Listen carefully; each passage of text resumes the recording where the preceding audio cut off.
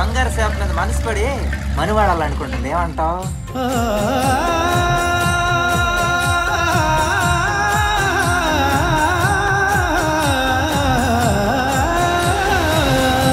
దానికి ఇష్టం లేదని చెప్పు.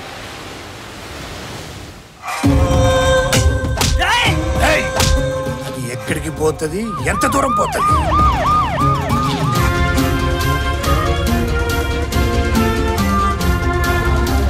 కాలేజీలో లేదు, ఇంట్లో లేదు, ఇక్కడికి వెళ్ళి ఉంటుంది.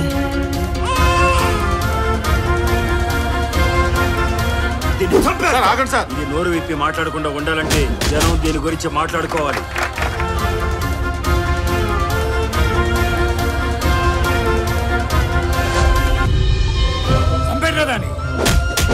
మత గ్రంథాలు మనిషిని భ్రమలో బ్రతికేలా చేస్తే మన రాజ్యాంగం వాస్తవంలో నడిపిస్తుంది.